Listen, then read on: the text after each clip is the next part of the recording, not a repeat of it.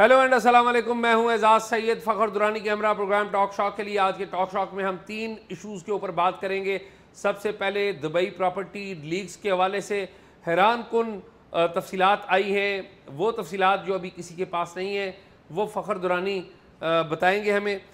फिर हम एक और मामले के ऊपर बात करेंगे, वो पासपोर्ट का मामला है। पासपोर्ट के मामले ने अभी तक लोगों को परेशान रखा हुआ है, लेकिन पासपोर्ट को इंडिपेंडेंट बनाने के लिए वजारत दाखिला क्या कर रही है, वो उस फ्रंट पे क्या हो रहा है, और पासपोर्ट का मसला कब हतमी तौर पर हल होगा, इसके ऊपर बात होगी। फिर तीसरे नंबर पर हम FIA के हवाले से बात करेंगे। FIA लाहौर ने एक बड़े स्कैंडल में, मुबैना स्कैंडल में कुछ अफराद को गिरफ्तार किया था, मगर बात आगे नहीं बढ़ सकी। वो क्या मामला है उसके ऊपर भी बात करेंगे। तो आइए फ़खर दुरानी से बातचीत का आगाज़ करते हैं। फ़खर, आप ठीक हैं? शाह जी अल्लाह का शुक्र, आप सुनाएं। खैरियत से है? अल्लाह का करम। प्रॉपर्टी लीक्स में किस किस का नाम ले रहे हैं आप? शाह जी बड़े नाम सामने आ रहे हैं। वो शुरू में तो हम एक जल्दबाजी में, मतलब वो था तो वो जल्दबाज तो आप बहुत है ना। तो अब जो है ना, ज़रा सुकून के साथ जैसे जैसे मज़ीद रिसर्च कर रहे हैं तो बड़े बड़े नाम सामने आ रहे हैं। अजीब व गरीब मालूमात हैं आपके पास। एक दिलचस्प नाम है आपके पास। शाह जी एक नाम मैं सर्च कर रहा था, जो पाकिस्तान के टॉप 100 पाकिस्तानी हैं जिनकी सबसे महंगी दुबई में प्रॉपर्टीज़ हैं, वो कौन कौन से हैं। क्योंकि जो हमारा डेटाबेस है उसमें मैंने फ़िल्टर करके वो किया, तो उसमें एक जो टॉप 100 पाकिस्तानी थे उसमें एक नाम जो मेरे सामने आया वो है अशरफ गनी। तो अशरफ गनी का नाम पढ़ते ही मेरे जो जहन में पहला एक वो आया वो ये था कि ये अफ़गान प्रेसिडेंट ही, क्योंकि एक बड़ा यूनिक सा नाम था अशरफ गनी का। तो मैंने उस हवाले से उसी लाइन को लेके जो है फ़र्दर आगे तहकीकात करना शुरू कर दी। अब जो फर्दर इन्वेस्टिगेशन की तो ये पता चला, एक मुझे ख़बर मिली इस हवाले से 2013-14 की, कि जो अफ़गान सदर थे अशरफ गनी, उनके पास पाकिस्तानी शनाख्ती कार्ड भी था। तो इट मीन्स कि वो पाकिस्तान की शहरियत भी उनके पास थी। उससे फिर मेरा फर्दर थोड़ा सा वो यकीन हो गया कि अलग ये बात दुरुस्त नहीं है। मैं आपको मालूमात की बुनियाद पे ऐसा अच्छा, नहीं। ये पाकिस्तानी मीडिया के ऊपर बहरहाल ये खबरें चली थी। मैं ये आपको बता रहा हूँ, ये गलत बात है। मैं आपको पता है, मैं वजारत दाखिला नादरा ये कवर करता रहा हूँ। ये देखें, अफ़गान जो आप मौजूदा जो रजीम है ना, उनमें बाज़ लोगों के पास पाकिस्तानी शनाख्ती कार्ड, पासपोर्ट भी रहे हैं मौजूदा रजीम में। और मैं अब आपको ये भी मालूमात दे देता हूँ कि उनके जो वज़ीर दाखिला हैं, उनके फैमिली, उनके पास नहीं है पाकिस्तानी पासपोर्ट। अगर कोई गलतफहमी है, सकानी जो है नहीं, वो तो भाई है ना उनका। उनकी फैमिली के पास बंदे हैं जिनके पास पाकिस्तानी पासपोर्ट रहा है। अनस भी उनमें है, पाकिस्तानी पासपोर्ट उनके पास है। उनकी फैमिली के पास बंदे हैं जिनके पास पाकिस्तानी पासपोर्ट आज भी है। ठीक है, बहरहाल तो ये मैं लेकिन सिराज गनी के पास नहीं है। मैं अफगान, तो वो जो अशरफ गनी है उनका नाम ज़रूर लिया जाता है। जो फेयर बात है ना वो करनी चाहिए, लेकिन मेरी इतला मैंने जो पता की थी ऐसी बात नहीं।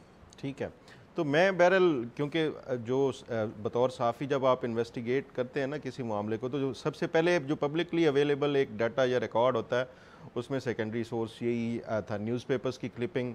उससे ये पता चला कि ये तो अशरफ गनी के पास पाकिस्तानी CNAC था। मैं फिर उसी लाइन पे मज़ीद आगे वो करना शुरू कर दिया। मज़ीद जब मैंने तहकीकात की, फिर उनका पासपोर्ट नंबर, और जो नंबर पासपोर्ट का हमारे पास दुबई में रजिस्टर था डाटा में, उसके तहत मैंने कुछ इन्वेस्टिगेशन की, तो मुझे ये पता चला कि अशरफ गनी नाम का सिंध के किसी देही इलाके में ना एक शख्स है, जिसकी फिर वो मैंने पिक्चर देखी तो उससे ये लगता था कि वो शायद अपने गांव में भी उसकी ज़मीन ना हो। तो दुबई में उसकी जो है जो टॉप 100 महंगी तरीन प्रॉपर्टीज़ वाले पाकिस्तानी हैं, उस लिस्ट में अशरफ गनी का नाम भी है। महंगी तरीन प्रॉपर्टीज़ में, वो हारी है एक, मतलब हारी सदर नहीं है। वो अफ़गान सदर अशरफ गनी नहीं है, वो सिंध के एक हारी हैं, जिनकी अपेरेंटली जो है ना, अब मैं मज़ीद भी उनके वो कर रहा हूँ कि शायद कोई अपेरेंट जो है ना, वो अपेरेंसेस पे हम नहीं जाते, कि हो सकता है वो बड़े ये भी तो हो ज़मींदार सकता हों। है, ये भी तो हो सकता है कि वो जो अशरफ गनी है जो सिंध के आम आ रही हैं, हो सकता है वो सिंध की या पाकिस्तान की और किसी सूबे की किसी अहम तरीन शख्सियत के करीबी हों। मैं ये भी तो हो सकता है। और अगर किसी को पता हो, हमारी गुफ्तगू कोई सुन रहा हो, तो प्लीज़ हमें कमेंट बॉक्स में बताएं, या अगर आप नाम सगाए राज में रखना चाहते हैं तो talkshock777@gmail.com पर हमें बताएं। तो वो तो let's see। अशरफ गनी के जो है ना, मैंने मज़ीद अब यही वो कर रहा हूँ क्योंकि अपेरेंटली जो उनकी, मतलब मैं ये किसी के वो नहीं कह रहा, लेकिन अपेरेंटली उसकी जो अपीयरेंस है ना, ये नहीं नज़र आता कि वो दुबई की जो $multi-million का जो है कोई प्रॉपर्टी ओन करते हों। तो इस हवाले से भी मैं अब इस एंगल से जो है मज़ीद तहकीकात कर रहा हूँ, उनका पूरा रिकॉर्ड और डाटा निकालने की कि क्या वाकई को इतनी उनकी है वर्थ वगैरह या नहीं है। तो इस पे जो है मैं ये मज़ीद आगे वो जो तहकीकात होंगी वो भी शेयर करूँगा। लेकिन ये मेरे लिए सबसे इंटरेस्टिंग जो नाम था ना, ये अशरफ गनी का था कि मैं किस एंगल पे एक सोच रहा था, वो मुझे एक बंदा जो मिला है वो यहाँ पे मिला है, और उसकी फिर आगे फिर जो हमने देखा है तो वो कोई मैच नहीं कर रहा उस तरह, जो प्रॉपर्टी जिसकी वैल्यू है और फिर जो बंदा है जिसके नाम पे है। तो इस पे मज़ीद तहकीकात करके जो भी उसकी कोई फाइंडिंग होगी तो वो भी मैं आपके साथ शेयर करूँगा। Very interesting. तो शाह जी आप बताएं, पासपोर्ट के हवाले से ये बड़े अरसे से मसला चल रहा है और लोग। हाँ जी, पासपोर्ट का मामला काफ़ी अरसे से चल रहा है, लेकिन गुड न्यूज़ ये है कि जहाँ पर कमोबेश 3 मिलियन के करीब पासपोर्ट पेंडिंग में थे, अब वो पेंडेंसी है वो तकरीबन 1,00,000-1,50,000 के करीब आ गई है। यानी कि ज़्यादा से ज़्यादा अब महीना 1.5 महीने में ये बैकलॉग जो है नॉर्मल का वो ख़त्म हो जाएगा। तो मामला ये है, इशू ये नहीं है, ये तो एक मर्ज़ है ना। इस मर्ज़ की वजह क्या थी? इसकी मर्ज़ की 2-3 वजह थी जो हम माजी में डिस्कस करते रहे हैं, लेकिन रिवाइव करने के लिए पहली बात तो ये है कि पिछली जो पासपोर्ट इंतज़ामिया थी, उन्होंने जो बजट था वो और इधर उधर खर्च कर दिया, फर्नीचर ले लिया, किसी और दफातर के एसी ले लिए। पिछली से मतलब निगरान नहीं, निगरान पासपोर्ट के जो मौजूदा निगरान है, मौजूदा सरबराह तो है ना, उनका नाम है मुस्तफ़ा जमाल काजी। उनसे पहले जो 1-2 डीजीज़ यहाँ पर रहे हैं, उनके बारे में डॉक्यूमेंट्स मौजूद हैं कि जो पैसे उनको आए, तो वो जो पैसे किसी मुनासिब जगह पे ख़र्च किए जाने थे कि आप ज़्यादा से ज़्यादा चीज़ें लेके रखें, वो नहीं रखी उन्होंने अपनी तौर पे। शायद मैं उनको भी मुर्दे इल्ज़ाम नहीं लगाऊंगा कि शायद उनके भी उन्होंने अपने तौर पे ठीक मैनेजमेंट की कि जी एसी ले लिया, फर्नीचर ले लिया दूसरे दफातर के लिए, लेकिन जो कैलकुलेट वो नहीं कर पाए कि जो पैसे उन्होंने पासपोर्ट का मटेरियल बाहर से, फ्रांस से, दूसरे ममालिक से लेना था, वो जो रकम उन्होंने रखी थी वो डॉलर की कीमतें ऊपर जाने की वजह से वो रकम रिड्यूस हो गई। ठीक है, तो ये एक क्राइसिस बन गया। फिर ये आपको पता है गवर्नमेंट के पास जाते थे, गवर्नमेंट डॉलर नहीं देती थी, आपको पता है ना। गवर्नमेंट ने एक वक्त पर उसी दौरान पाकिस्तान से जो पासपोर्ट बनाने वालों की तादाद है वो भी स्काई रॉकेटिंग हो गई जिस वक्त। ये उन दिनों की बात है जब इमरान खान के नो कॉन्फिडेंस के बाद की बात है। ठीक है, और फिर आपको पता है कि लोगों का एक अनसर्टेनिटी थी। फिर उसी दौरान गवर्नमेंट ख़त्म हो गई, इलेक्शन आए, फिर अनसर्टेनिटी, इलेक्शन होने या नहीं होने, और बड़ी और ज़्यादा तादाद में इजाफा हो गया। फिर उम्रा का सीज़न भी आ गया, वो डबल हो गई तादाद। तो ये जो तादाद थी ये काफ़ी ऊपर चली गई थी, और उसके मुकाबले में जो कैपेसिटी थी इनकी वो बड़ी कम थी। अच्छा, और इनके जो पैसे कमाने की है ना, ये कमोबेश मैंने एक दफ़ा फिगर भी दिए थे, ये 30 बिलियन से ज़ायद की रकम कमा के देते हैं एनुअली। मैं अगर गलत नहीं हूँ तो 30 बिलियन क्रॉस था, मुझे याद पड़ता है। हम एग्जैक्ट फिगर ताज़ा वो भी दे देंगे, लेकिन जो पैसे इनको मिलने चाहिए वो नहीं मिलते।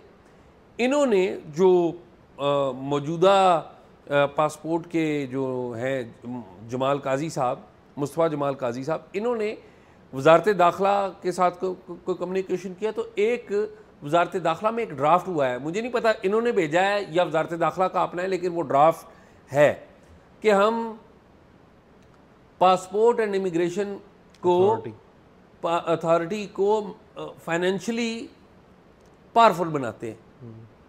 ठीक है, याद रखें कि पासपोर्ट के साथ इमिग्रेशन भी है। इमिग्रेशन ये नहीं है कि आप बाहर जाते हैं तो वो इमिग्रेशन होती है जो एयरपोर्ट्स पे या ज़मीनी रूट्स पे। इमिग्रेशन का मतलब ये भी होता है कि जब आप सिटीजनशिप लेते हैं तो वह भी इमिग्रेशन होती है। ठीक है, तो अब हुआ ये है कि वो जो वजारत दाखिला है, मेरी इतलात के मुताबिक वजारत दाखिला में जो समरी पड़ी हुई थी जिसमें एक तो इसको अथॉरिटी बनाने की बात की गई थी कि एक इंडिपेंडेंट डायरेक्टरेट है, ये इसको अथॉरिटी इंडिपेंडेंट कर दें, माली तौर पर भी इंडिपेंडेंट हो। उसमें जो वजारत दाखिला के लोग हैं और शायद वज़ीर दाखिला साहब की भी इसमें कोई शायद इनपुट होगी, इन्होंने क्या किया कि ये इमिग्रेशन को अलग कर रहे हैं, शायद कर दिया है इमिग्रेशन को, कि भी इमिग्रेशन को वो इंटीरियर का एक को पासपोर्ट से अलग कर दिया जाए, विच इज़ मेरे ख्याल में which will create more confusion. देखे ना, पासपोर्ट जो डील करते हैं वही इमिग्रेशन डील करते हैं, पूरी दुनिया में होता है ऐसा, ठीक है। तो ये मेरे ख्याल में और कन्फ्यूजन पैदा करने के लिए ये हो रही है।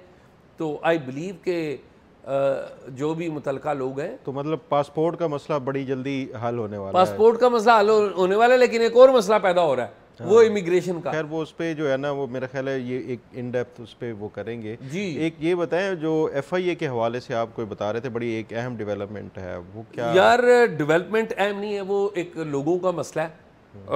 मेरे पास काफ़ी दिनों से आया हुआ था और वो पेंडिंग था, उसकी कंफर्मेशन वगैरह भी आ गई, लेकिन मैं क्योंकि फ़ोन भी आपको पता है वो चेंज हुआ, मेरा प्रॉब्लम थी, तो वो बात आगे पीछे रह गई। तो मामला ये है कि आपको पता है कि लोग बैरून मुल्क जाने के बड़े पैसे लेते हैं, इसके लिए मुख्तलिफ लोगों ने कंपनियाँ भी बनाई हुई हैं। एक कंपनी का नाम है ग्लोबल सिटीजनशिप सॉल्यूशंस, ठीक है। इसके बारे में ये ऑस्ट्रेलिया और दूसरे ममालिक कनाडा, यूरोप वगैरह में ये लोगों के कहते थे कि हम आपको ट्रैवल कराएंगे या इमिग्रेशन करवाएंगे, आपको हेल्प देंगे। सही या गलत, लोगों से इन्होंने पैसे लिए और लोगों का जब काम नहीं हुआ तो बहुत सारे लोगों ने इनके खिलाफ शिकायतें की FIA को।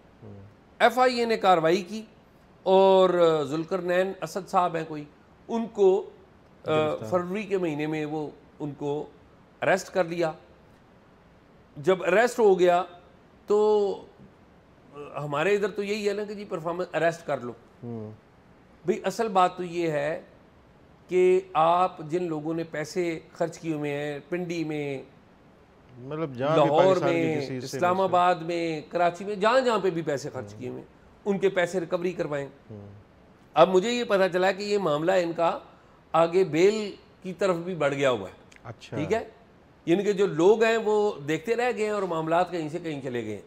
ठीक है, अब हम ये जुल्करनैन असद साहब के ऊपर जो इल्ज़ामात हैं, हम नहीं कह रहे कि ये दुरुस्त है, ये तो ज़रा कोर्ट ऑफ लॉ बताएगी, और अगर ज़रा वो को मौक़िफ़ देना चाहते हैं हम हाजिर हैं, वो ज़रूर अपना मौक़िफ़ दें। इस पे कितने अफेक्टीज़ हैं शाह जी? इस पे इनके पास दर्जनों दरख्वास्तें मौजूद हैं, मेरे पास एग्जैक्ट नंबर नहीं है लेकिन दर्जनों के करीब दरख्वास्तें आई हैं।